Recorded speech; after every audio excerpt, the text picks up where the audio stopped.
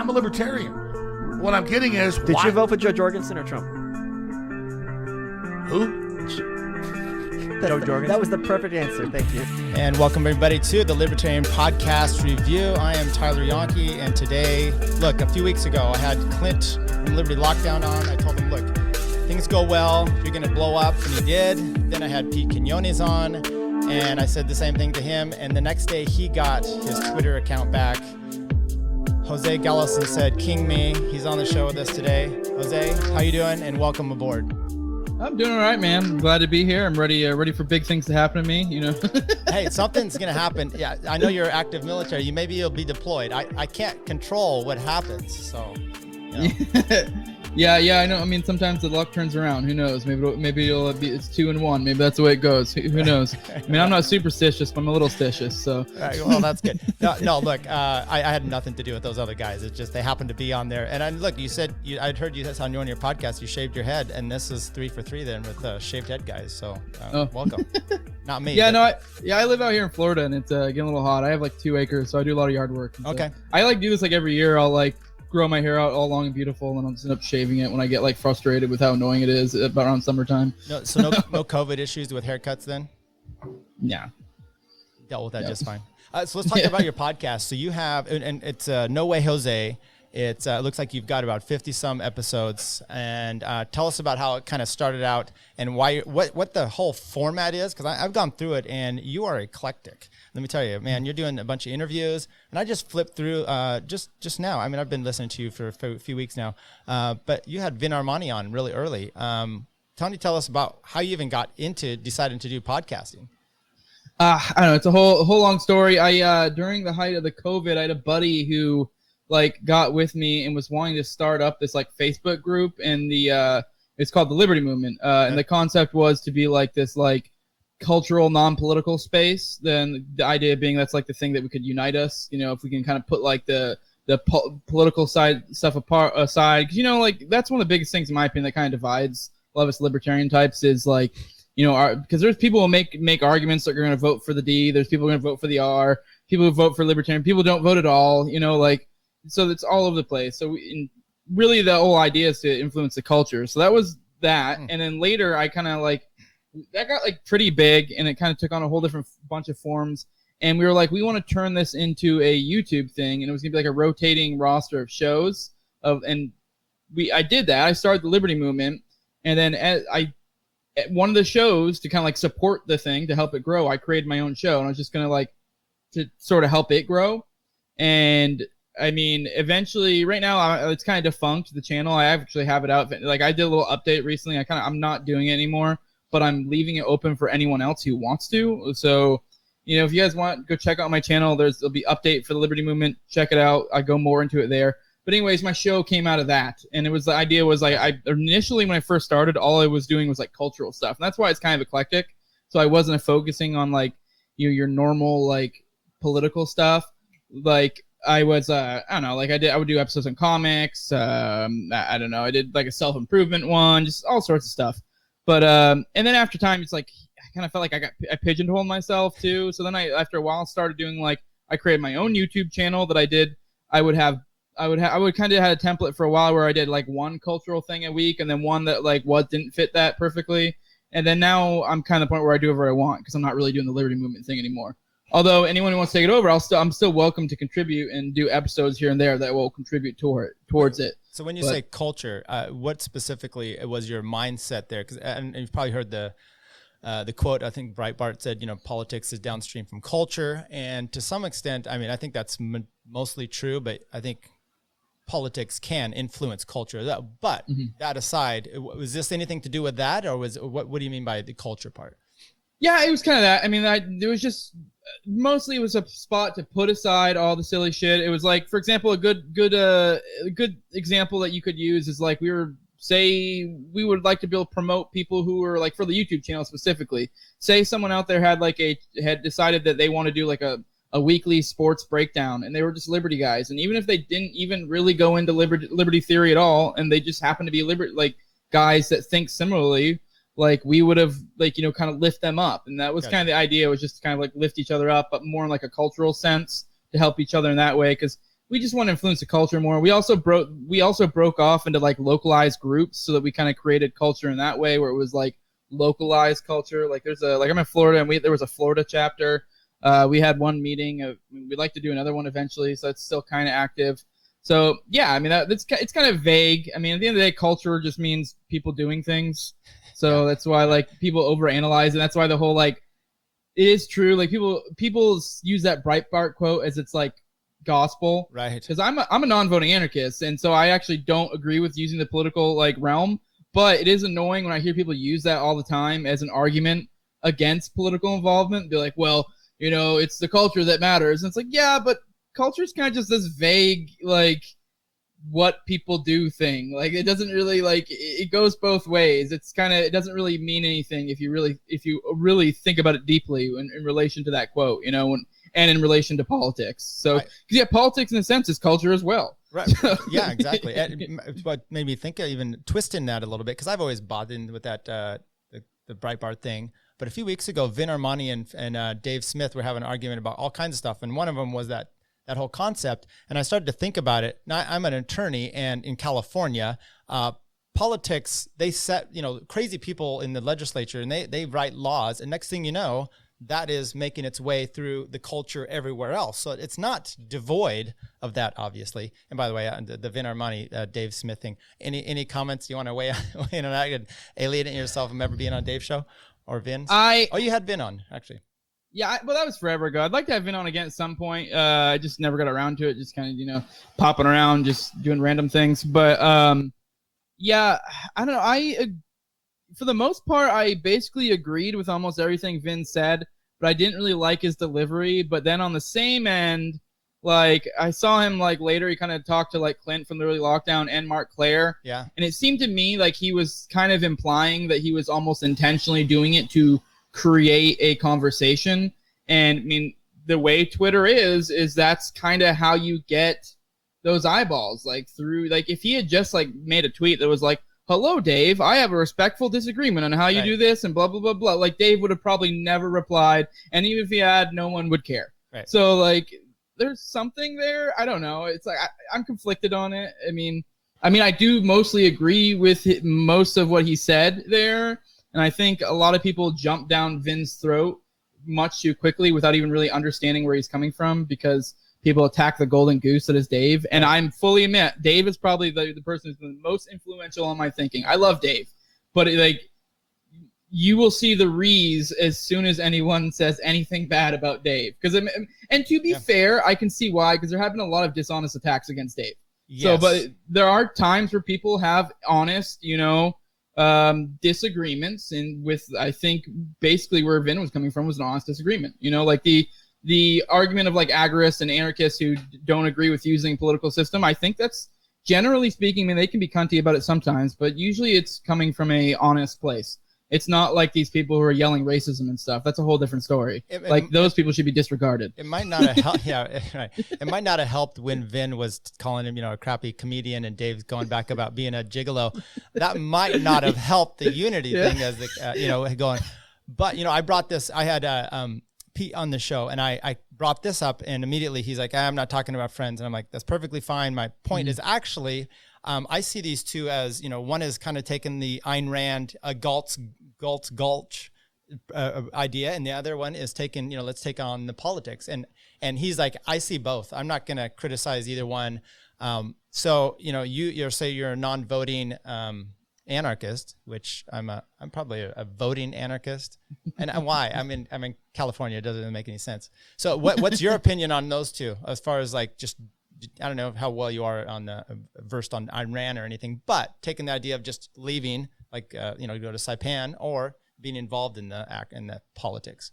I think people create a false binary here, because I mean, I'm not super well. I read The Fountainhead, and that's about my extent of my knowledge of Ayn Rand. I mean, aside from like cursory things that you hear through other people talking about them, honestly, I found The Fountainhead to be kind of boring.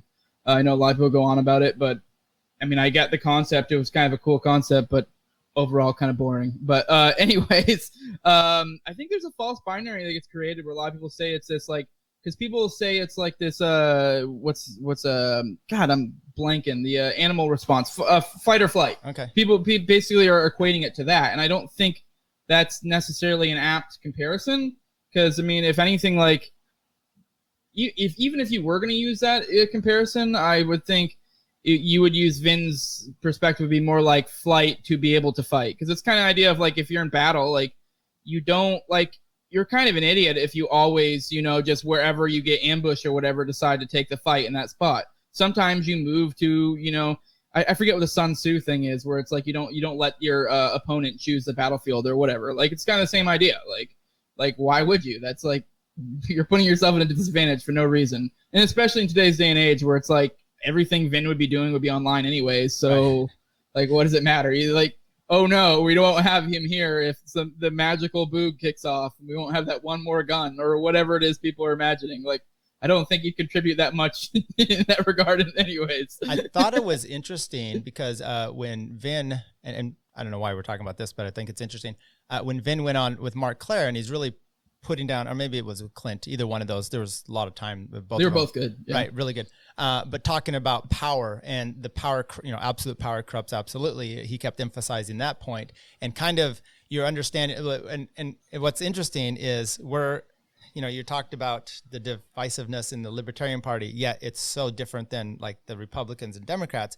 And we're suddenly like, oh, but it's Dave. Dave wouldn't be corrupted with power because it's Dave, right? So, but I think Vin has a really good point there. And so your prediction, Dave going to be corrupted?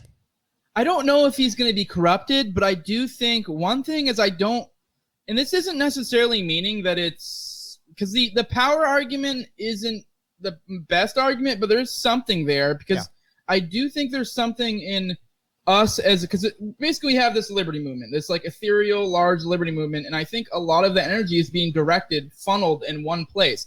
And I think how you corrupt a movement is to put a lot of its energy into one place, and then for that one thing to steer it the wrong way or whatever. Like a good example that I brought up was remember the BLM riots? Remember the beginning where it was that small period of time where it was kind of like this weird, like almost like unity thing where you're like, okay, cool. Like we're kind of like coming together with like the lefties and like, fuck these guys. Like, it's like cool. And this is when they were burning down the police stations and stuff. And like, a lot of people getting ragers, like, hell yeah. Like, I mean, that's kind of cool in some ways.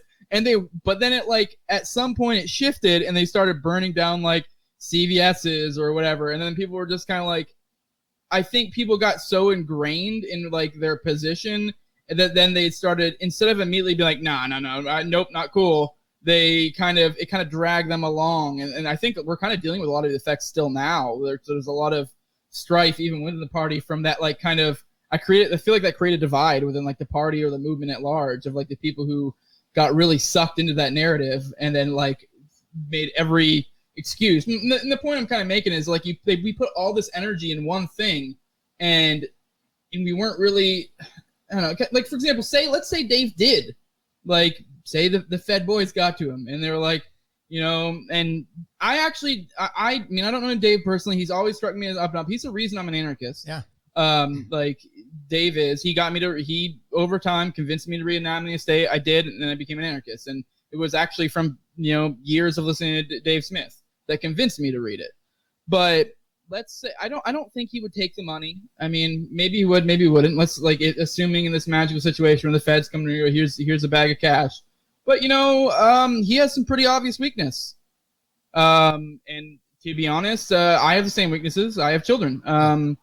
And I know it sounds a little kooky, but and I'm not even saying that necessarily would happen. But if he actually was a threat to the establishment, I think there's a good chance it would. And yeah, I mean, all I gotta do is give him a bag of cash and show him a couple pictures of his kid. Right. And I would immediately take that deal in a heartbeat. It's funny. I mentioned this episodes ago that I think the Mises Institute, and you talked about Anatomy of the State and all the free books and stuff. The power that they have for liberty there is immense. But if they were ever a threat, they wouldn't even be around.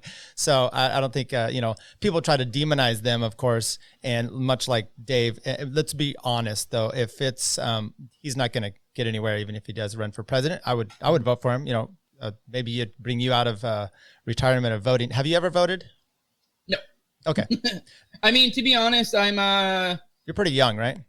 well, I'm 29. Well, compared to me, I'm just saying. Yeah, I guess that's young in the scope of things. I'll be 30 next month, but I'm not like young. But I don't know. I've had a couple opportunities that just never really struck me to care enough. I've never really no one really convinced me. It was only really this past election that got me to the point where I'm a non-voting what I would call myself a non-voting anarchist.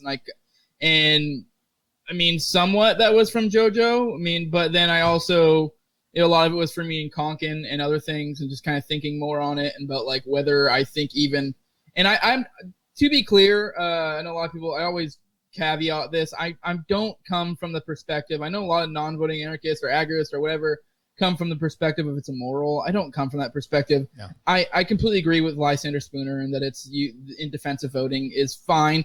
I just think it's a matter of the utility of it. I don't think it actually has much utility.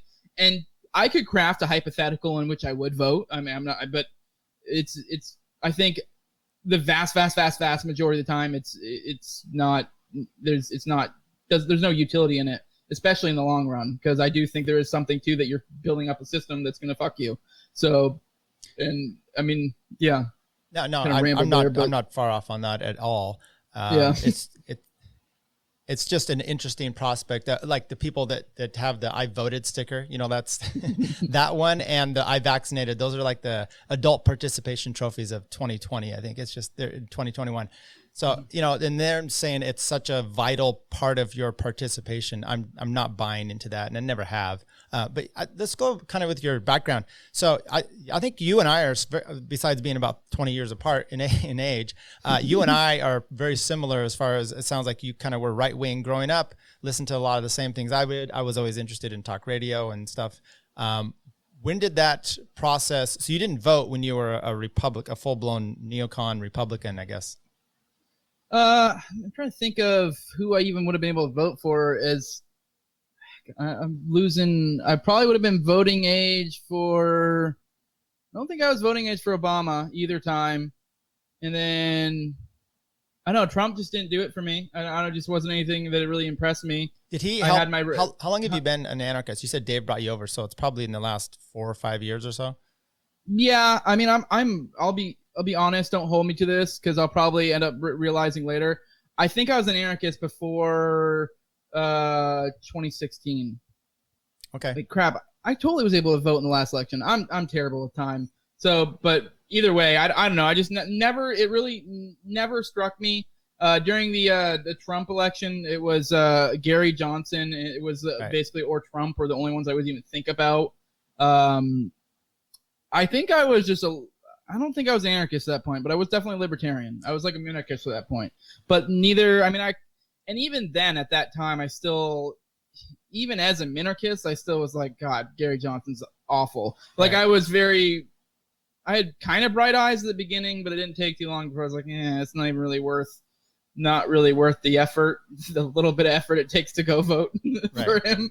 So, which I know a lot of people get upset and they're like, well, you need to go vote if you're a libertarian. Because at the point I did believe in voting libertarian. I just, at the same time, it's still kind of like, you got to earn my vote. Like I'm sorry. Like I don't see that you're literally not worth me leaving my house. It's funny. You mentioned Joe. Yeah, exactly. You mentioned Joe. And here I moved from, as a matter of fact, I changed my registration the day after Trump, when Cruz was no longer a viable candidate, when Trump had sealed the deal. I was like, and not that I was hating Trump. I'm just like, he's nothing for liberty, not like Cruz was, but I was just like, I'm ready to leave this all together. And I did. And then became really excited about libertarianism. And yet the presidential hopefuls just so let me down. It's a naked guy. It's a guy with a boot on his head. It's Austin Peterson. It's these guys. So you said Joe Jorgensen didn't do it for you. No, I know it's probably tales all the time for a lot of people, but because you're a misogynist. Yeah, it's because I'm a raging racist. But no, I know it sounds silly, but some of her rhetoric really did not strike me well. I know the classic was it the actively anti-racist or whatever, right. Which I mean, cool in a social sense, cool, I guess, but like I mean, I'm not necessarily fans of racists. I mean, I don't actively hate them. I don't even consider myself actively anti-racist. I just don't make a point of hanging out with them. Right. Although I'll be honest, I probably make a lot of racist jokes, but like, I mean, my best friend's a black dude, and we make some of the worst jokes. Right. Yeah. Like, we don't care. Right. But I mean, I don't know. That one just really struck me. I don't know. Like, just some of her rhetoric just did not strike me as an impressive candidate. And at that point, I already was an anarchist. Like, I think had she been like during my minarchist time, she probably would have. I probably would have voted for her back then. But I was further along in my development at that point. I just was like, nah, this ain't doing it. I just can't get behind her. And it was also kind of like, I knew also that the lockdowns were starting around that time, and I just, not a peep. Like, I know, like, before even, like, the people were ranting and raving about it, I was just like, oh my God, this is a slam dunk. Like, this will be awesome for us. Like, I can't wait till they do it. Like, we're gonna kill them. Like, we're gonna get so much % or whatever. And it was a pin drop. No one said anything really. And if they did, it was kind of just paid slight lip service, and it was just weak. And I mean, I don't know. That's like, I mean, it's been said a million times, but this past year has been like it's been the most authoritarianism I've seen in my life. So, and that's not hyperbolic. I mean, that's very true. And I'm in California. It's they locked us down when New York happened. So then, nothing happened here. And then when it finally does hit here, we've been in it for months, the lockdown. And it's then they're complaining that people aren't doing what have you. So you're in Florida, right? Mm-hmm. And I'm definitely grateful to be in Florida. I mean, I put on Twitter a few weeks ago, I'm like, who's a better libertarian, DeSantis or like the left libertarians? It's like he might be, just for the fact that he wants a little bit of freedom. I don't know. How's he doing out there for you guys? You know what? I mean, so far as politicians go, I mean, I think DeSantis is killing it. I mean, obviously I have my issues, but on the whole, I was very disappointed because I don't remember exactly what he conceded on, but he conceded on a few things initially because a lot of people don't know exactly how it went down. We did have some slight lockdowns and mandates and stuff, and he kind of did concede, but it wasn't shortly after that he kind of, like, and I could tell when I'd listened to his, like, press conference and stuff, he didn't really know what he was talking about. But then there was a certain point, I don't know when, where I'd start listening to his press conference. I could tell, like, holy shit, this guy, like, spun up. And you could tell he did his homework and he knew what he was talking about.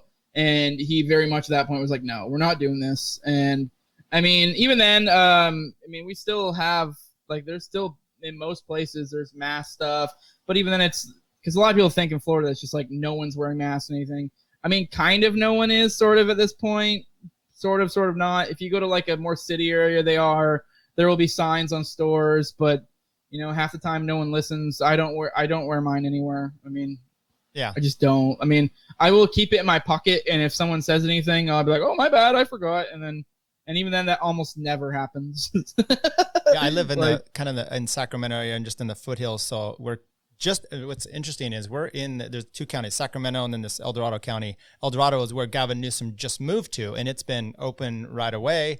And so, you go over there, it's just a little bit more rural. It's not quite as whatever, but I've just kind of had it with people. And I do about a lot of bike riding and stuff. And I was out on the trails today and some old dude was riding towards me with his mask on. And I never do this, but I yelled at him to take off his fucking mask because he was just out there by himself. It's people, man. I don't know.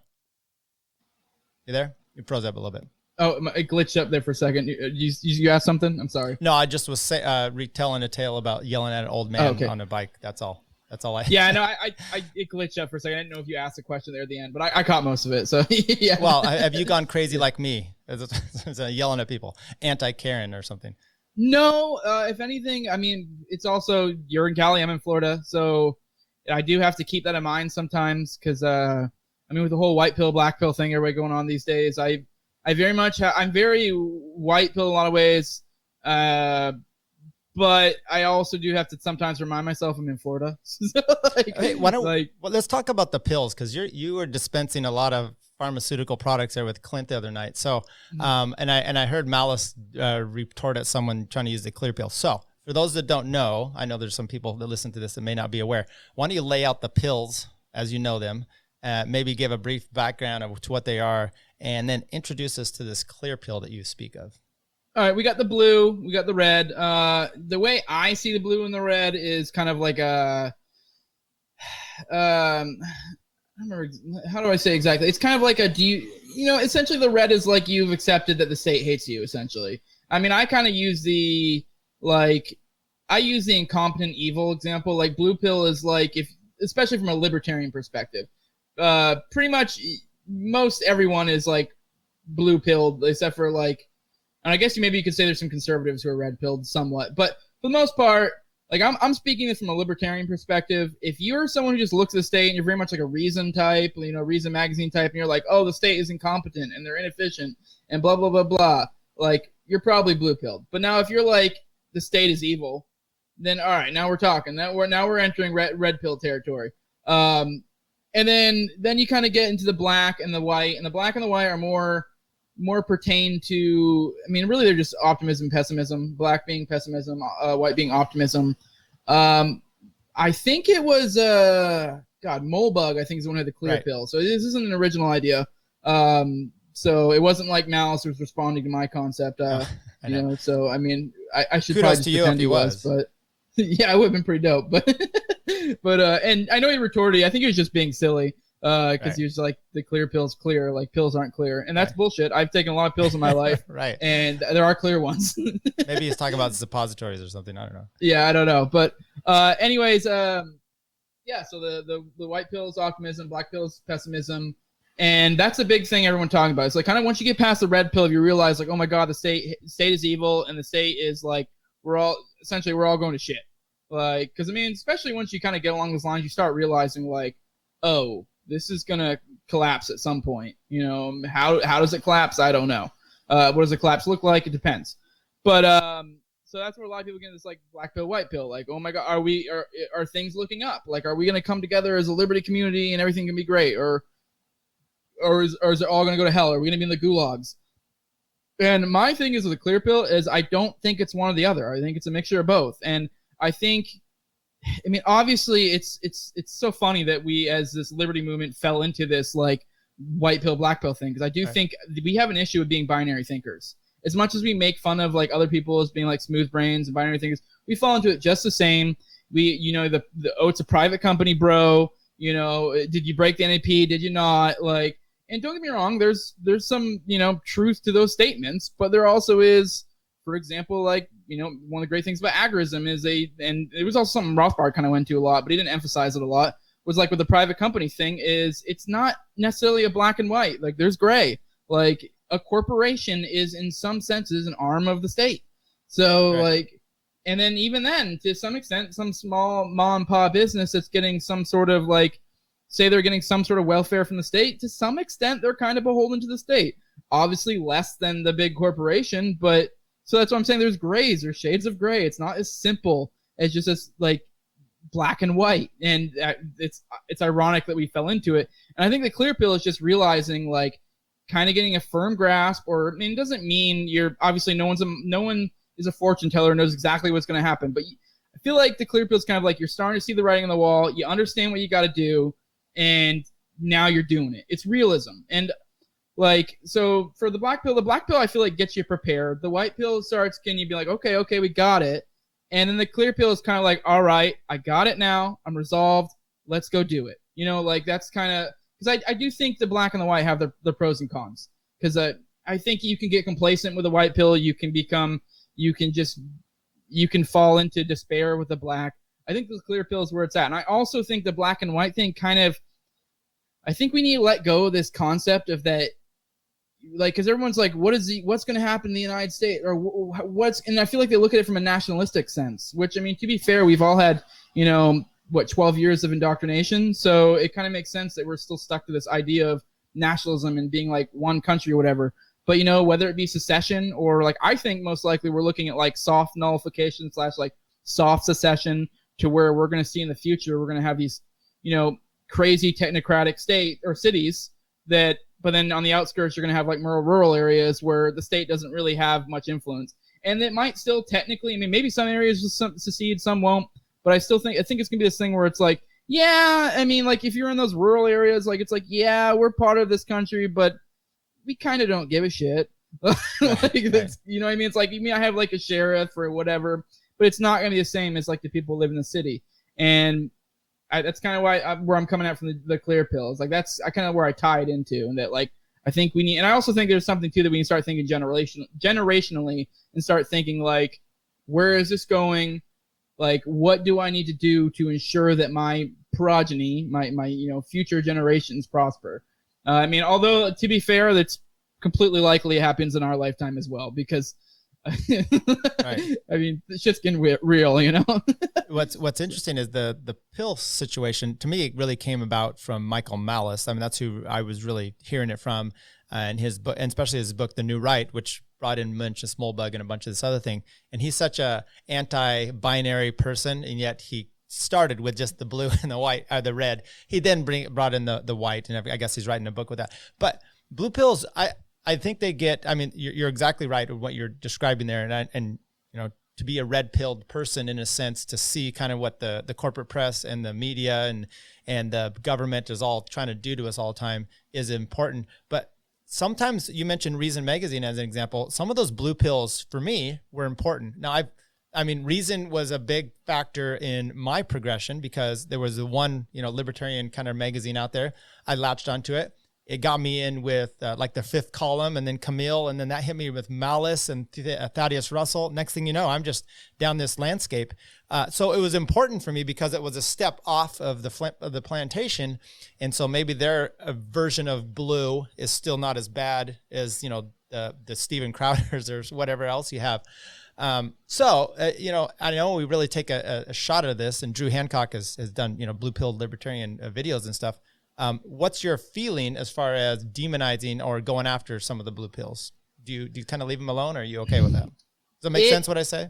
Yeah, I get what you're saying. I don't know. It depends. I've had I'm not gonna lie, I've gone after a lot of blue pills, but I don't know. There's something I've been thinking about too, is like, I mean, not to make another pill, but maybe we should think of some sort of like variant of green pill. Cause there's something too where I think I feel like there's a difference between like you being on a stepping stone of like, this is your progression, and then someone being like, I don't know, being sucked into it in a different way, if that makes sense. I don't know. And also it's different if you're being dishonest, because I think some people get stuck in this blue pill thing and they just become the dishonest types, and they just, I don't know. I mean, that's obviously probably red pills and blue pills are probably both guilty of this, but I don't know. I mean, I also think sometimes a lot of these people in reality are centrists, and they're just like parading as libertarians. And, but it's one thing if you're coming from a principled perspective, but maybe you just don't completely follow some of your principles through. But I think a lot of these people don't really have any principles, and they're just kind of this like, like, well, it'd be cool if we could smoke weed or this or that. Yeah. And you're like, you haven't really thought this through much now, have you? Like, like, I don't know. This is something I've been kind of thinking on a little bit too. Cause, I don't know. There was actually someone that like kind of big in the movement that I kind of, I didn't really necessarily like trash them publicly or anything, but like, I kind of had like my inclinations, and I did kind of realize later, like, oh shit, I think they're just green. Like, and I think I was just being kind of not being too, I don't know, too generous in my thoughts. Not that I necessarily like acted on them, but kind of later I was like, oh, shit, kind of made me reevaluate. And it's actually someone we'll be having a guest for soon, so I'll probably talk about that with them. And that's not to say there was any like weird animus that we were like arguing or anything. It's just kind of like they kind of like popped up on the scene, and I was kind of like, what the hell, like this blue pilled shit. And then later I realized like, oh. Then come to find out they're actually like a newer anarchist, and they're like, oh, okay, they're on their journey. And it's like, if anything, like now I kind of look at them and like hear some of the things they said. I'm like, shit, that was like me like 3, 4, 5 years ago, like in a sense, like philosophically. So I'm like, I need to not be a dick, but I mean, sometimes though being a dick kind of pushes people along. I don't know. There's a time and place to be a dick. So I often review the podcast, different podcasts here. Now, guests are great, actually even better. And I first did Pete Quinones. Well, not first, but this is one I did. And I'm like, can you share this with normies? And I'm like, Pete has, maybe, it depends on who that person is. You give that to a blue-pilled person, they may just not like it. Now, some of the episodes, they may think it's great, and then other ones they're not going to handle it all. So, maybe it depends on those certain type of people and who they are that can handle something like that. I don't know. I'm trying to bring the idea is to bring as many people as possible to this thing. Oh, yeah. What were some of the first things that you gravitated towards libertarian or anarchism, and what were some of the last things that came over? Like, topics like, I don't know, war or one of the last things that I let go of kind of deal, like to where I finally made that plunge. Because okay, I get where you're getting at. I kind of hung on the fence of minarchist and anarchist for a long time. There were a few things. Okay, so the first things that kind of got me along the road. Honestly, I've mentioned this a few times, but I have a fairly decent commute, and I've kind of always had a long commute, and so I kind of got into listening to podcasts and stuff like that. And I kind of went on the progression of I think I started listening to like Shapiro a lot, and then I kind of started listening to Crowder, and I think from there I started listening to Dave Rubin, and then some of his guests are a little bit like lefty libertarianish types, and then from there I started listening to Rogan, and I think I found Dave Smith. So that was kind of my progression, sorta. I never was like as a young person too like caught up in this stuff, really. I like to think. Oh, another big thing is not to go on another sidetrack, is really it was atheism that did a lot for me. I don't know where you're at with that, but for me it was I grew up in a religious household, and I think that played a big part in my transformation to what I am now, because I went to a Christian school, everything, and I spent years and probably the biggest thing that really messed with my thinking when it came to being religious was the gay thing. Because when I was growing up, that was the big thing. Right. Was it was around that time when gay marriage was becoming a thing when I was growing up in high school. And I remember being in a conservative Christian household, that being a big thing. And I just never made sense to me logically. Why the hell would a God give a shit? I understand to some extent, maybe why there might be some issues, but I also think from a biological perspective, there's some use of having someone who's a non-breeder within a society. They can help out with other duties, and I just don't really get how that's immoral as long as they aren't I can understand to some sense the polygamous thing of because people assume if they're gay, they're running around banging everything. It's not the case all the time. If and there's some truth that spreads disease, whatever. I'm kind of going a rabbit trail. But anyways, that's kind of what got me thinking as a young person. And then later, it just kind of picked away. That was a little seed that kind of picked away in my head. And then from there, I kind of, at some point around early 20s, I started really looking into myself, my faith, and kind of I actually was initially to reaffirm my belief in religion. And I started listening to debates and stuff, different religious debates. And I started noticing holy shit, these atheists generally trash these theists in most debates. And then from there, I kind of I started looking into logical fallacies and stuff like that. And I kind of that, using logic is kind of what drove me out of religion, because I was able to be evaluate how it's not logical, which I'm sure someone out there listening is going to be holy shit, and is gritting their teeth. And then at some point, and I never really applied it to my politics or, my philosophy until later when I started listening to, I don't know, some of those people I mentioned before. And then I kind of applied those same things. And at some point, it's just kind of if I apply these same principles of why I don't believe in a God to the state, it kind of is the same thing, that's why Most Dangerous Superstition by Larkin Rose is great. I think that probably, not that I necessarily came from the left, but for a lot of people, the left is known for being God haters. So that's why I think that's a great book for people coming from the left is Most Dangerous Superstition by Larkin Rose. But yeah, that's kind of what moved me along that way. And I think what set the foundation was me moving away from my religion, losing my faith. Because it was just once you start applying logic to things, you're kind of you realize how many fallacies are in so many different things. You watch the news and you see fallacies abound. So you're why are they doing this shit? If this was such a logical, thing going on, they wouldn't have to be essentially dishonest, whether they mean to or not. Because I think a lot of people use fallacies and don't even realize it, but you don't need to if it's fucking bulletproof. But last things I held on to, like I said, I am military. You mentioned it already. That was kind of one of the last things I held on to, because I kind of went the progression of minarchist, and the minarchist thing is kind of I'm preaching to the choir here, but most minarchists is they believe courts, police, military. And so those were the last things I held on to. And it's kind of you got to have those type of functioning, society. And, especially, not gonna lie, I had kind of a bias because I was in the military. So it's kind of it was doubly hard to make that plunge from minarchist to anarchist, because it's like, at least as like a conservatarian, minarchist, libertarian, whatever, I could be like, yes, I agree the wars aren't good, they aren't benefiting anyone, yada yada, but I'm this is necessary. Like this, like, yes, it's not good now, but ideally maybe someone else will come in and we'll turn this around, and it will be, a military is necessary for national defense or whatever, and it was kind of like I said, I had this vested interest in not becoming an anarchist, because then once you do that, it's kind of like I have nothing to hold on to. Like, right. How can I be an anarchist and think this is necessary? Like, because the biggest thing for me from jumping from anarchist to anarchist was that I believed a minimum state was necessary. So that's why anatomy of state works so well for me, because I feel like it really dispels that argument of the state being necessary in a lot of ways, and you realize there are other ways to do things, and the state is a flawed concept in its origin anyways. Like, it's just gonna go to shit. So that was the last thing to fall away from me. And no shit, I'm being in the military. The military was the last thing that fell away from me. Yeah.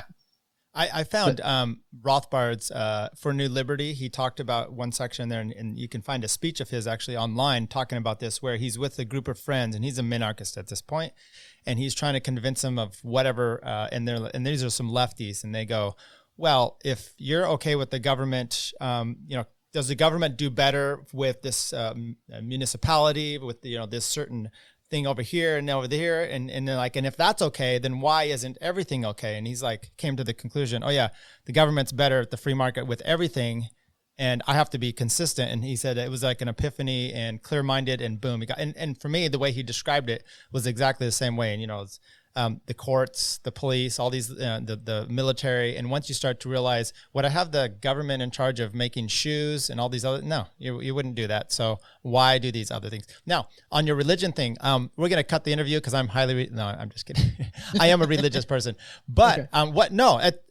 This is what has been great for me about going down the anarchy process. And I talked to Pete about this as well, is because you may have that understanding, but your ultimate goal is not to control my life. And my goal now as an anarchist is not to concern myself with your whatever. And so it's been a freeing point in my life of not having to worry about, anything else. I just, concern myself with the, property rights, non-aggression or whatever, and my own family and friends. And my religious point, part of my life has actually been exceeding in that realm, because I'm not, team blue, team red, Democrat, and fighting over all these things.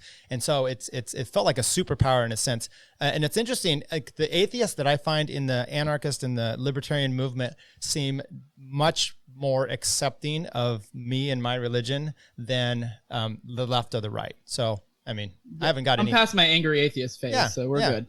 No, and even so, big deal. I used to spend a lot of time arguing that stuff, and then you realize, my perspective now, I know this may come off as a little condescending, but I think there is some quality to modern day religion, especially Christianity, and that it's this like pre-packaged belief.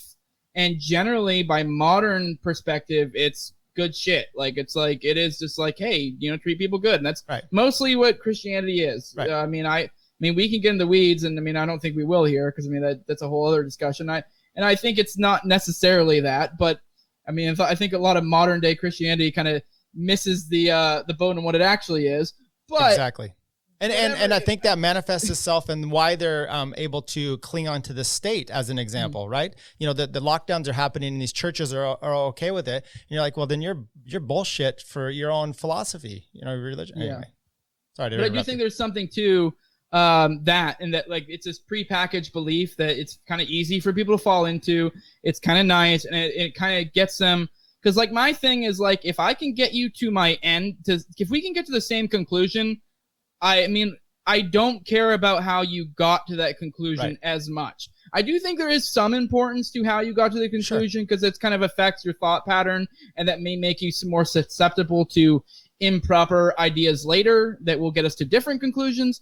But at the end of the day, as long as we're the same conclusion, like, that's a good spot to be at, and maybe we can later, depending on who it is, talk about it. There's something to it. It's kind of the idea of like the magic. I'm sure if you listen to Vin Armani, he's talked about it a lot. And Pete's been talking about like some of his like similar concepts as well. It's kind of the same idea. If I can get you, because like, for example, I'm a technically I'm not objective. I don't believe in objective morality.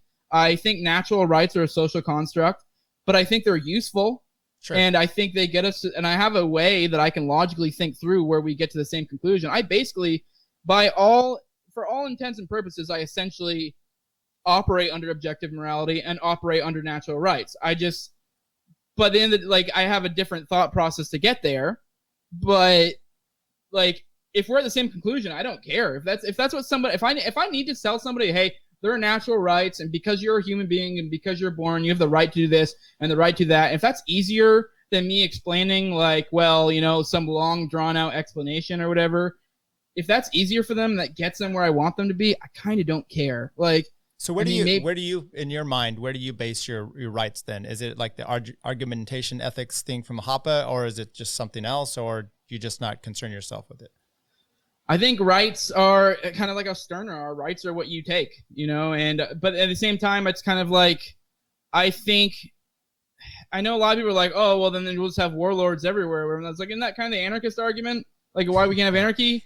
Like, at the end of the day, like, I cannot believe in objective morality. I cannot believe in rights, but it's still to my best. Like, I don't like when people take shit from me. I don't like when people hurt me. So, like, they're right there is my beginning point of like, well, you know what? I should like promote people not hurting people and taking stuff. And like, there we go.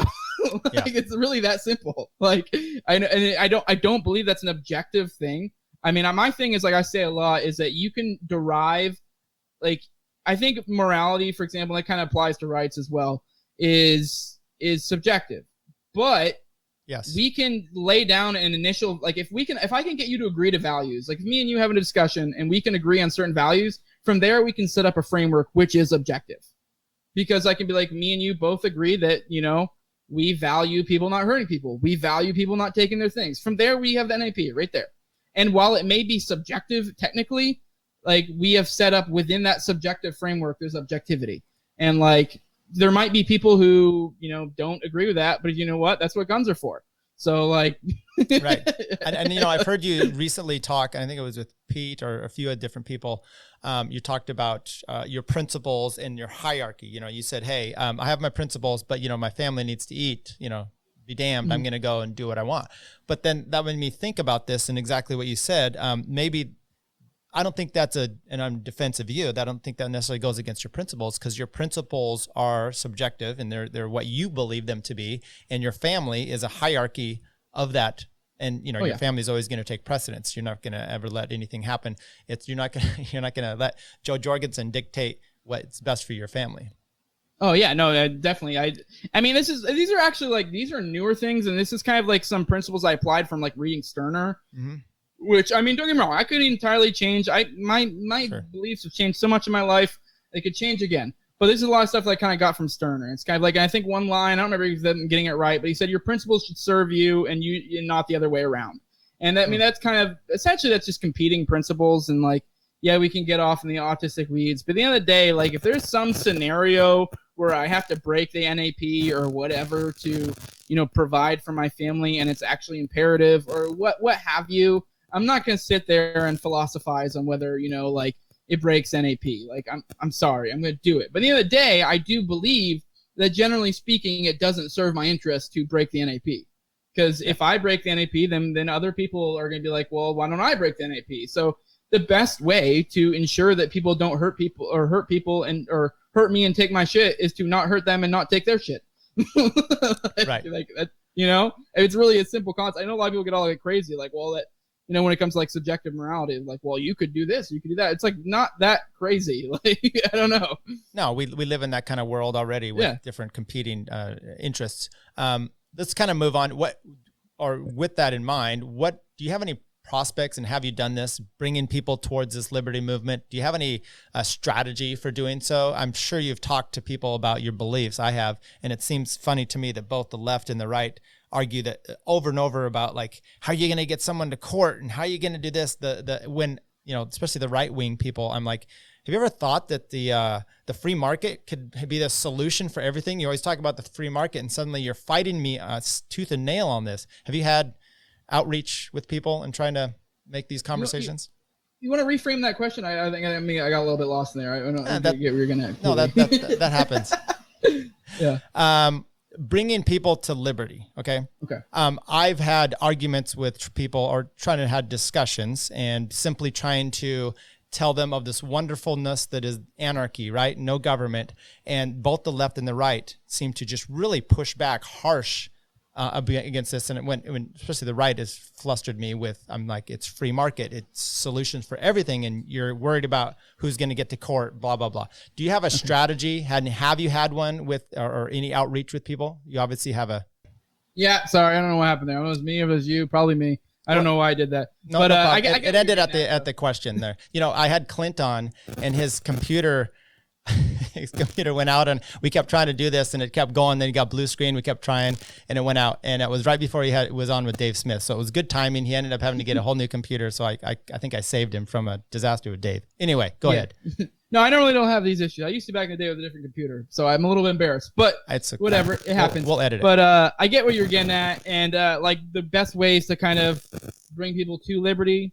I mean, in my opinion, I used to be more like, gung ho and like, in the face. Or on the other hand, I also had periods of time where I was more like reserved and kind of like weird, especially early on when I first became an anarchist, because you're kind of like, I kind of myself was already like kind of weirded out by the fact of like, I'm an anarchist, almost like I didn't want to. It was very similar to, once again, to the atheism thing. Like, I didn't want to ever become an atheist, just like I kind of didn't want to become an anarchist. It was kind of like I applied those, that logic on both ends, and kind of like that's where I got. But anyways, what I'm getting at is there's kind of like a middle ground. I don't feel like it's kind of like I always bring up the joke, like being the CrossFitter, like or like the whole thing of like, how do you know someone does CrossFit? Like, don't worry, they'll tell you. Yeah. Like, yeah. And it's like, don't be that guy. Like, I mean, within reason, there are. I'm giving these prescriptions here, but I think it really depends on the scenario. But in your normal day-to-day life, I think it's better to just be a normal human being, and if it comes up in conversation, don't shy away from it, but don't also don't like go charging in.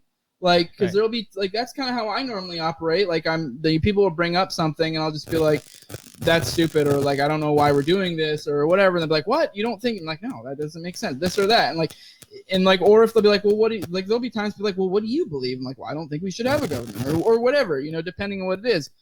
And I don't come at them aggressively, but I'm also not shying away either. Like, it's not something I'm ashamed of, because it's like, if you're being ashamed of it, it's showing them that it's something to be ashamed of. Right. So like, it's better to just be upfront about it. You also don't want to like scare them off, especially because it is like, you don't want to trigger them and start an argument. Now there is a time and place for that. If depending on the scenario, to trigger someone and to start an argument, that's a whole other thing. That's more for like social media stuff. But well, let's talk about that Tower Gang. You're part of that, right? Yeah. Tower Gang. I mean, I've been really busy as of late. I haven't been involved as much, but yes, generally we tower. Like, for example, we hit ATF once when they put up the post in like the Waco one where they had their lost people who died at Waco, whatever, on their end, and they put up some posts being like, oh, remembering these people, blah blah blah blah, and then we towered them with good riddance. So like, that's kind of a good example of what we do over at Tower Gang. I mean, not every tower hits perfectly, but sometimes they do. Like, for example, we hit Meghan McCain once. I don't remember what the post was, but something to do with her dad. And we said, Daddy's in hell pork chop. So like, and I know it's mean, but like, that's kind of the point. And I think there is a place for that. I mean, it's like, so we hit up a lot of like blue checks. Like I was getting at earlier, especially like within the libertarian sphere, there are a lot of dishonest people. And I like, these are usually people who are screaming racist, anti-Semite, this or that. And it's like, those are generally going to be your dishonest people, like your fakertarians, whatever, right. Like your Nick Sarwalks, like shit like that. And I think there are people who deserve derision. Like a good example of this is a while back, there was like on Twitter, there's these neocons that kind of popped up, and like that was a big thing. I know like a lot of people debated this one specific neocon, and Ace did a debate once, and to clown the guy, he didn't even show up himself, and because he was audio only, he had someone else show up and just completely make fun of him the entire debate and didn't actually honestly debate him. But that's kind of the point, is that we're showing like, hey, we don't respect your idea. And is that Kevin guy that Clint did as well, and Keith Knight? Yep. Okay. Did you not see the Ace one? No, I didn't. So when Clint came on, we actually went through and played a bunch of the clips and, worked it over. I know he had said Ace had started that. I didn't know that it was just a troll. Oh, it was an utter troll. And it was funny too, because it took a while for it to dawn on him. And like even at one point in the debate, he said, "Wouldn't it be funny if it wasn't even Ace and I'm just clowning you?" And then, like his eyes kind of. So yesterday, I think it was yesterday, there was like some Catholic account, and they said something about, you can abort kids if you want to. It's how you feel. And the Tower Gang. And so people don't know. It's just basically one tweet after another with a letter, and they just wrote excommunicate, I think is what it was. And it was pretty funny. How do you guys find and decide? I mean, don't you have to give me all the inner workings here, but how do you find some of these tweets and then make a decision? I mean, it's got that to me is the interesting part. I mean, we got our feelers out everywhere, so it's kind of how it works. Is there's a whole bunch of group chats out there. I mean, it used to be I was a little hesitant to give the inner workings because it was like there's this like magic, and there's still probably people out there who do think it's completely something that's just like order out of nothing. Yeah. And like they think it's just magically someone posted like a letter and then somehow magically just emergent order out of nothing, and it's like no, I mean that's how the first one started, and they kind of in a sense started from there, but it built from there, and now there's like a whole group of group chats that are kind of set up even almost within their own hierarchical sense. That like we have multiple group chats that have multiple people that are in multiple group chats, so that way they can coordinate within group chats. And so like within these group chats, I mean most of the time it's just people bullshitting and having fun, talking to each other. But then every now and then they'll be like, look at this shit tweet I found. Like, look at this person. And then they'll debate, like, should we put, is this worth it? Is it not? We'll have this whole like, blah, blah, blah. And then we'll be like, okay, what would be a good tower? And, and from there, then we hit them. And then like, if it's, we'll then send out to each group chat, like, hey, this is what we're doing. And completely like a voluntary thing, it's like, hey, this is what we're doing. If you want in, do it. If not, don't. Like, for example, today we hit up, Todd Hagopian, the libertarian chief. Yeah. He posted something. It was actually funny because it was like an old tweet, and so we actually had to like dig for it just to be a dick. But it was kind of like pertinent to this week because there was some post today about how they're going to start.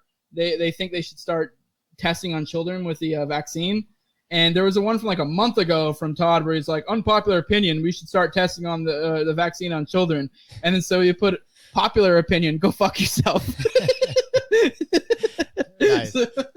Which it's pretty middle school humor, but right. I mean that's kind of half the point sometimes. Yeah, some are a little bit more smart, but right. And well, some of them are really harsh at the person, and then some are kind of funny. I mean, didn't you go after Dave once too? It seemed like there was something. Oh yeah, I wish I could remember what it was specifically, but we towered him with something silly. But I mean, because we did. I mean, it's not all just mean. I mean, there was like.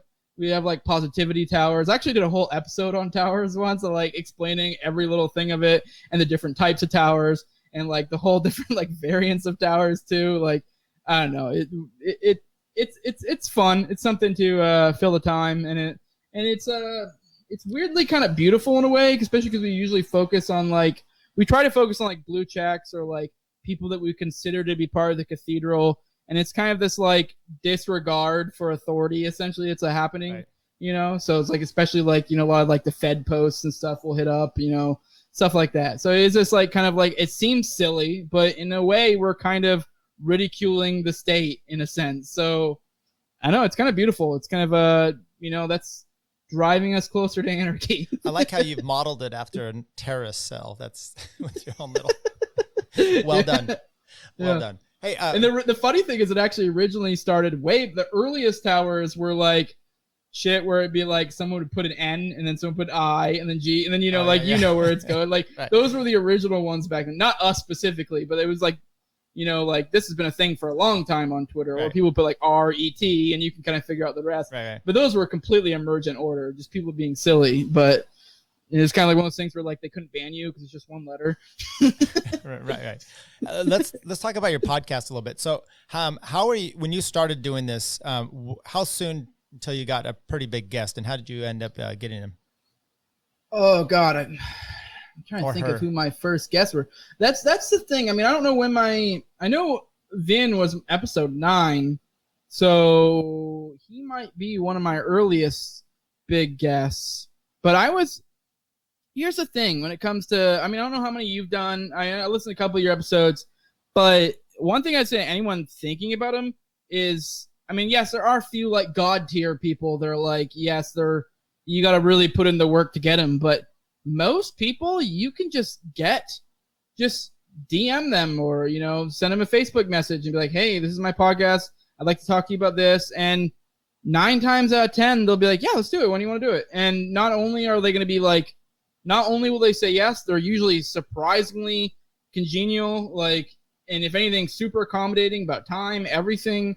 And it's like, when I first started, I was like very worried, like, cause I was like, shit, like how am I, like, I have all these people that I really look up to and I've been listening to for forever. And like, are they going to want to talk to me? Or like, am I, like, and they don't care. Like, it just blows me away that I was just able to just like, cause I don't know when Pete was, cause like Pete Quinones and Dave Smith have probably been the 2 biggest influences on my thinking in general. And Pete, like, I don't remember which one it was fairly early on. I hit him up. Yep. Yeah, let's do it. Okay. Like, I mean, I don't know how early it was. I know Vin was 9, but I don't remember if I had any bigger guests before that. I want to say I had Keith Knight on earlier than that, but I'm not sure. But yeah, I don't know. I've had some pretty big guests, but I'm not even trying to be like, act like I'm big stuff. It's just that, or that I had anything special that drew them to me. I mean, maybe, I don't know. I doubt it, but it really was as simple as asking. So that's just something for anyone listening out there that wants to get into this. I'm not going to say it's not that hard, but so far as like getting guests, it's a good community and people are very accommodating. Yeah, no, I agree. You've been on a bunch of other people's podcasts as well. First of all, how's that gone? And have you got, besides this one, have you gone on any that have made you cringe?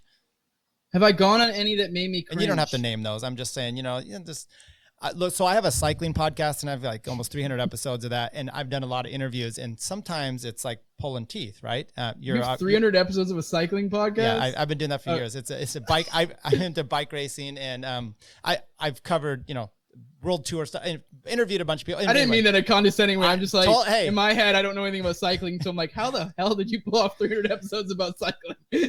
They race in Europe and we talk about that. Okay. Hey, there's a podcast, but everything.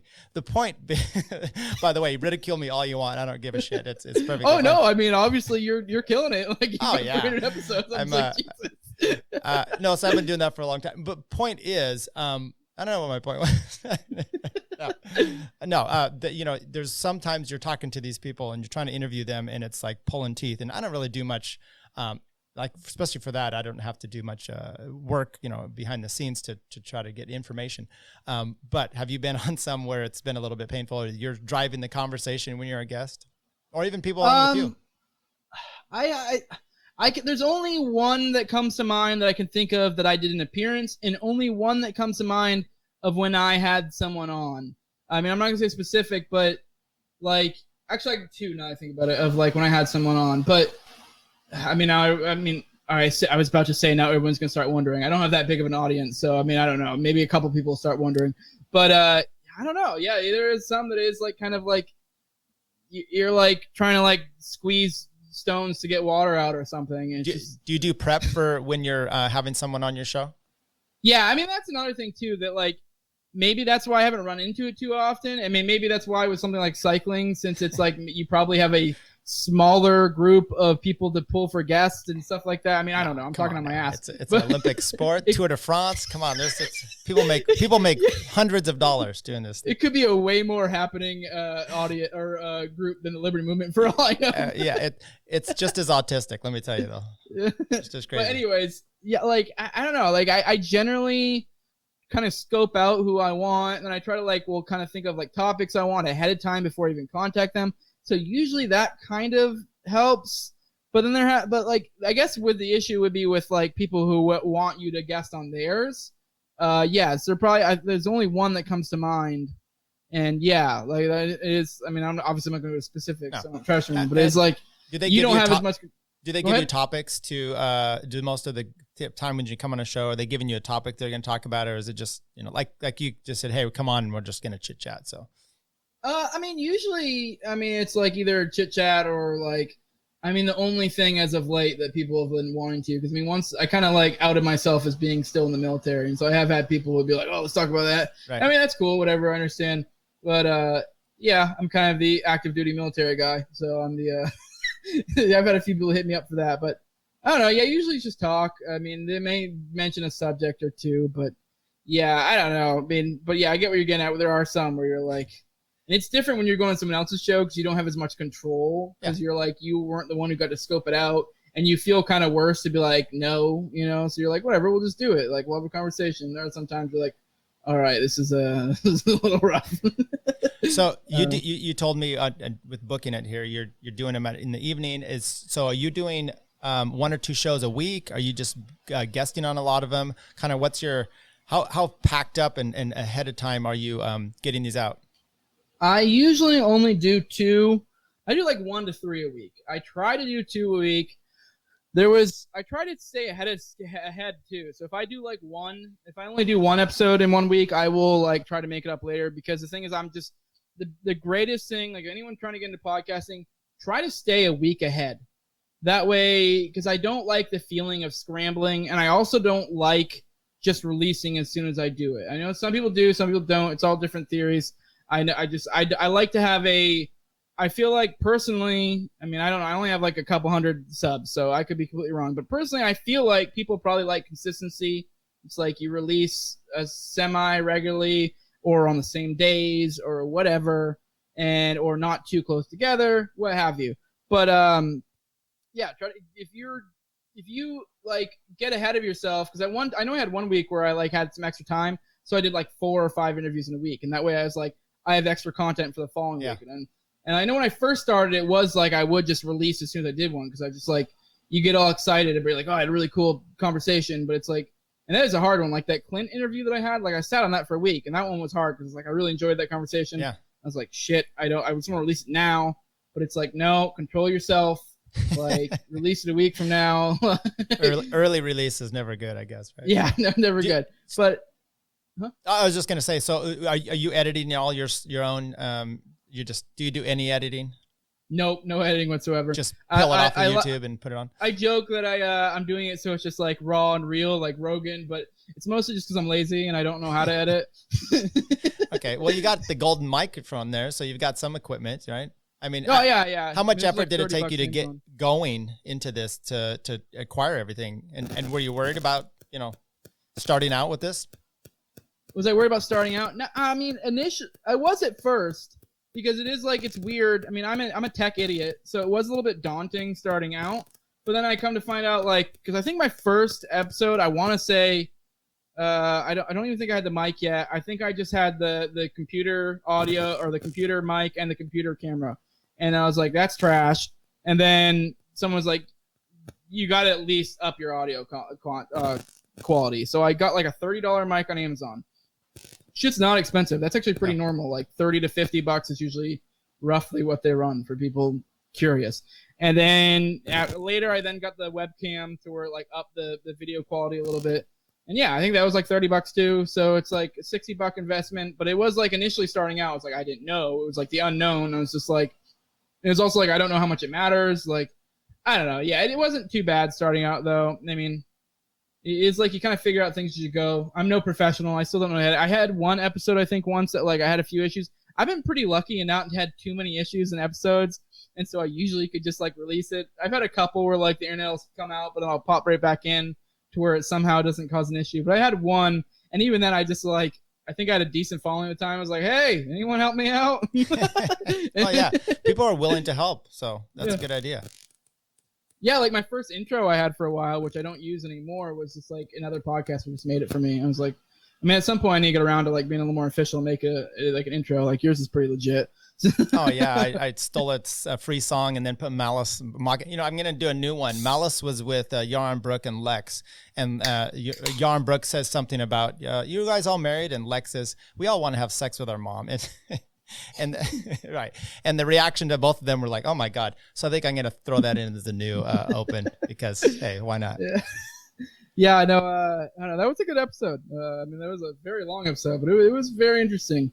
I mean, Yaron can be a little bit cringe sometimes, but Right. Malice worked him over pretty good. Okay. I heard your episode with Pete Quinones talking about The Mandalorian. Do you think the season 3 is going to be as good as the first 2? Season 3, I think so. I don't see any reason why not. I mean, I'm not like a super huge nerd to where I've been following it like crazy, but like from the little bits I've paid attention to, it seems like, all right, because here's the thing within the Star Wars universe. There's the divide between like Kathleen Kennedy, I think is her name, is like the big evil over there that a lot of people don't like. She's the one who's responsible for the prequels. She's responsible for some other shit. Like there's some other like kind of cringe news, like very SJWE type stuff. Like that's just, I don't know, just not very good. And a lot of people hate her, but it seems like she's kind of being relegated off to the edge / sort of being pushed out. And the Jon Favreau and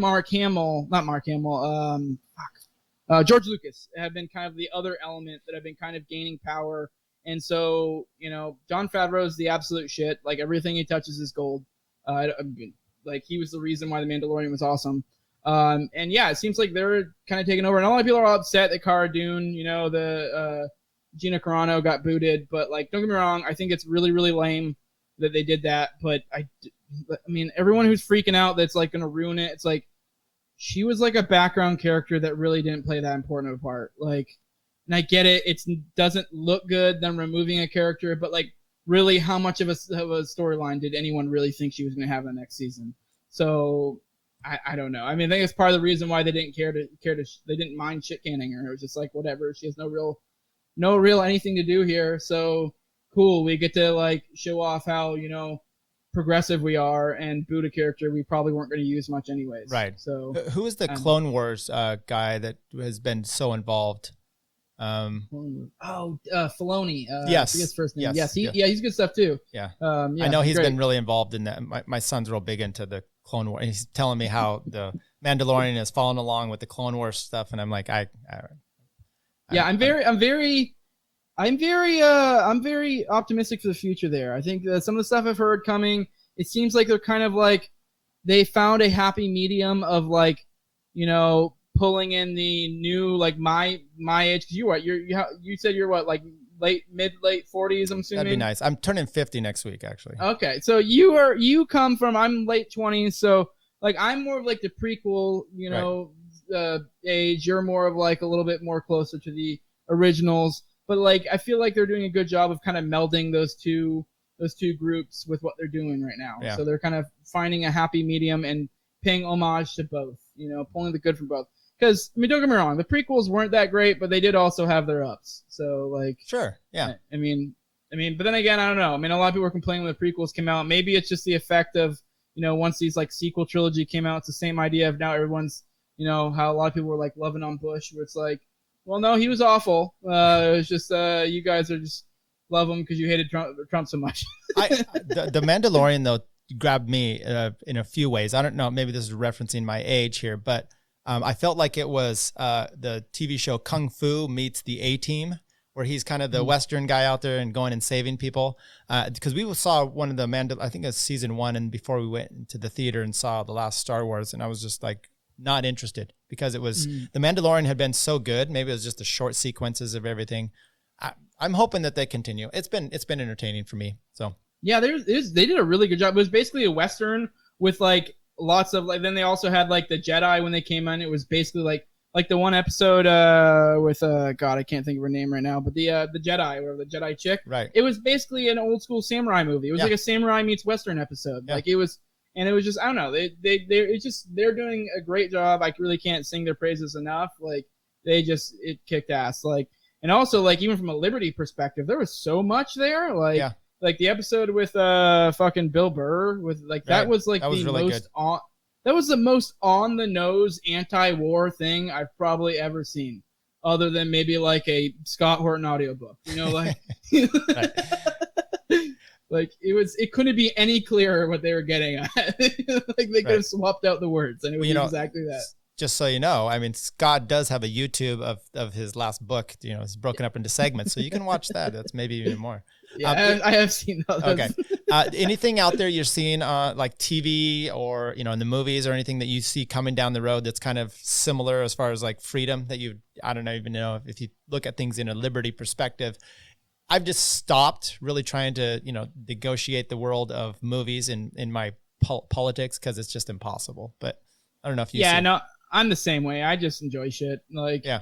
I mean, but it is like kind of nice when you do see stuff, you know, that like, kind of like, I don't know, I'm a big, you can see behind me, I'm a big kind of like a comic book nerd. Yeah. Like I've been watching all the Marvel things. Like, I just watched the, Winter Soldier Falcon thing, and I'm not gonna lie, a lot of that it is like really hard sometimes to just like enjoy things, but it was super over the top, like, you know, like praise the military cringe in some aspects. And so, I mean, I just have to shut off that part of my brain and just enjoy. It's funny. I was thinking about that because I was just finishing or watching some last night, and it's such a blue-pilled idea of, you know, they're hating the military, and yet the military or the government is the only thing that can save them. And it's just, you're like, come on, you know, you're a Republican with the police. It's kind of too much, please. Mm-hmm. Yeah, I mean, it was cool. It was kind of weird too, because it's like they can't make up their mind. I'm sure it all depends on directors and stuff like that. Yeah. But like the Scarlet Witch show was like pretty, in a lot of ways, was very liberty-ish. Like, I haven't seen that. I actually really enjoyed it. It was pretty damn good.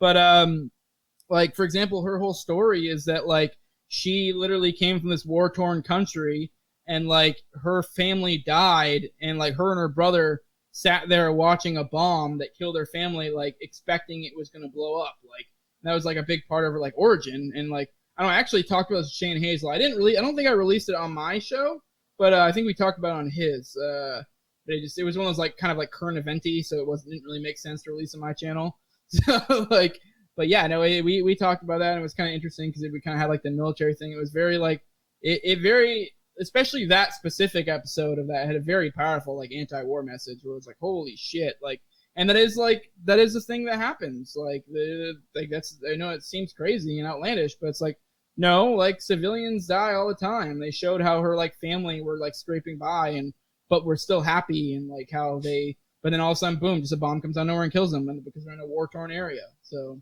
well, I'll have to check that out. So who do you have coming up? Anybody you want to tease us with that by the time I get this show out? You know, I think I know I have Reed Coverdale next week. A big one. I got a pretty good one. I have it's not my show, but I'm going on Why Libertarian. I actually just went on his last week. God, time warp, you know, from podcasting, it throws me off. But yeah, I'm going on his show again Monday, and it's going to be like a roundtable thing with me, Sal the Agorist, the Clean Libertarian, and God, who's the other one? And Tommy Salmon. Okay. And he, it's going to be like Tommy Salmon and Clean with like one side, and me and Sal with another. And it's the kind of roundtable discussion is going to be, you know, whether we should utilize politics to further liberty. And so, yeah, that should be fun, especially because, I mean, I think Clean and Tommy kind of come from a similar perspective of kind of like the whole, I mean, they're not like anti-agorism or whatever, like almost no one is really. Right. They're just very much like, oh, why not both? And then, but me and Sal sort of come from the same spot, but I think Sal is more of one of the anarchists who thinks it's immoral to utilize a political system, whereas I don't think it's immoral. I just have a tactical disagreement. So yeah, so that should be interesting. I'm looking forward to that. I did just do a episode with Tommy Salmon, so that'll drop next week. I mean, the Reed episode won't drop until the following week. And yeah, I'm sure there's probably someone I'm forgetting, and I'm going to feel bad. And there's no indication of whether they're good or not. It's just a matter of that I have terrible memory, and I just throw it in my calendar and forget, and just check on the day of and go, oh yeah. Have you? You said you have talked to Reed, or you're going to?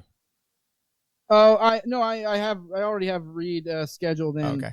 Oh, I just realized now that I mentioned it, I don't have it saved in my phone. So I'm glad you mentioned it. That's what we're here for. I actually had the other one I know I'm forgetting. Patrick McFarlane. I have Patrick McFarlane from Liberty Weekly coming on next week. We're doing this will be a second part of a 3-part thing we're doing with I wrote an article way back when on the Monopoly on Violence, the documentary, and I wrote an article on it, and I broke it up into three pieces, and we're kind of like reading it / discussing like the different parts of the article as we go. We already did one episode that came out good. The second part of the article kind of goes more into like the legal stuff, and that's why Patrick is going to be the one narrating this one. Not narrating, hosting. He's going to be the one kind of leading the discussion in this one. And then we'll do the third one, and I haven't really quite said it, but I'd like to try to get a special guest with me and Patrick for the third part, but that'll probably be a ways off. So we're not in any rush to finish this 3-part thing. They're kind of like the way it's supposed to be is they perfectly stand on their own, but they also go well together. So there's no rush either way. But yeah, I've rambled enough. I don't know. I've got a bunch. Now I got to go friggin' figure out when I'm having Reed again and throw him back in my schedule because I didn't put him in there like I was supposed to. Well, I'll let you go here. I know you need to get your AC going back here. I think Oh, no, I got it going right now. Oh, well, then yeah. That's not a problem. We're good. Anything you want to tell anybody about how to reach your show, where to find you, where you're at, how to watch you as a Tower Gang member, all that? Oh, yeah. I mean, if you want to see me do Tower Gang shenanigans, I like to feel I have a pretty good Twitter game. I mean, I'm not like super duper active, but I have some good tweets here and there. I got in a pretty good argument yesterday with people who were, telling people how the Boog is dumb, and so that was a fun argument. I'm Jose Galison on there. I think it's at Galison Jose, but you can type in Jose Galison and it'll pop up. So you can also I'm on YouTube under No Way Jose. That you also can find me pretty much anywhere podcasts are at. In audio format as No Way Jose. If you're out there, go subscribe because I want to get an Odyssey, but I'm too lazy to manually update. And if I hit 300 subs, it'll sync. So once I hit 300, I'll get on Odyssey because I don't feel like manually updating every time, and I have too many episodes to go backlog at this point. So yeah, go do that. What else? Yeah, that's it. If you want to email me for any reason, thelibertymovementglobal@gmail.com. Yeah, that's it. Yeah. This has been fun. No, I appreciate it, and I encourage everyone to go check you out. There's even sub of course, but scroll through there. There's a bunch of just different interviews, and like I said, it's eclectic, and it's fun. It's fun going through your catalog. I appreciate you coming on here. I hope good things are happening for you. I hope nothing gets like deployment or anything else. But 300 subs would be nice, right? Yeah. For example, though, just to show the eclectic Nick, I've done multiple episodes on comics. I've done episodes on anime. It's all over the place. Like I had a sex worker on to talk about anime. So. Well, you did Thad Russell, I guess, is what you are there. So. No, it's Molly Smash. She's a porn star that's I think she's also like running in New York for something. But I've had her on for multiple episodes. So. Gotcha. All right. Well, I appreciate you coming on. You have a good evening. And everybody, thanks for tuning in to the Libertarian Podcast Review. We will review your shows and have more guests on. Thank you.